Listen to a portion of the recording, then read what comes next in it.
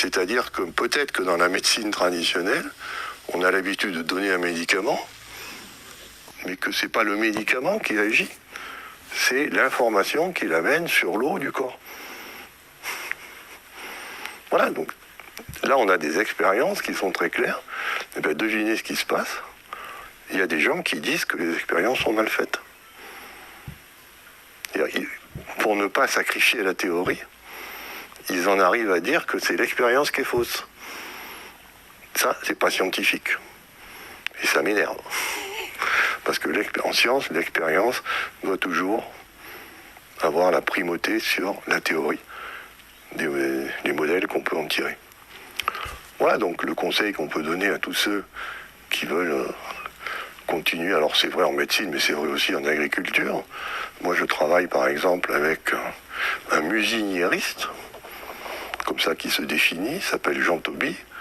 Il est pépiniériste en fait de base, et donc il a une pépinière où il fait pousser des plantes.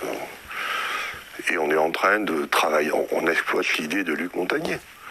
C'est-à-dire que au lieu d'amener l'engrais sous forme de matière, on applique les lois de la physique quantique pour calculer les fréquences quantiques qui correspondent à cet engrais. Et ensuite, on transpose par d'octaves pour revenir avec un fichier son qui, lui, est audible. Et on fait écouter ce fichier son à l'eau. Et ensuite, on arrose. Et bien, devinez ce qui se passe. La plante ne fait pas la différence entre une eau informée et le véritable engrais. Elle pousse aussi bien, voire mieux. Parce que quand vous mettez l'engrais, vous amenez aussi tout le traitement de cet engrais qui va faire des déchets, qu'il va falloir gérer.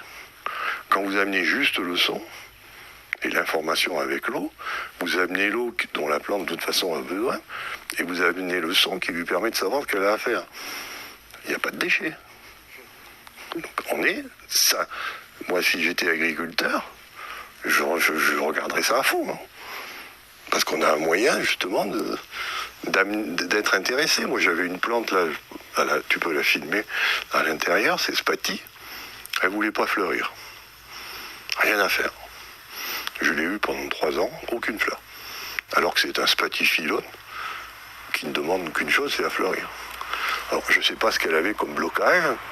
Toujours est-il que, avec donc mon collaborateur Tommy Jacks, qui lui est musicien et compositeur, il a composé une musique qu'il appelle 64 Flowers. Une musique qui est dédiée aux plantes qui ne veulent pas fleurir. Moi, j'ai fait écouter la musique une nuit à ma plante qui ne voulait pas fleurir. Le lendemain, elle était couverte de fleurs. Donc ça, c'est le pouvoir du son, d'amener de l'information via l'eau, et on évite tous les problèmes de déchets à éliminer.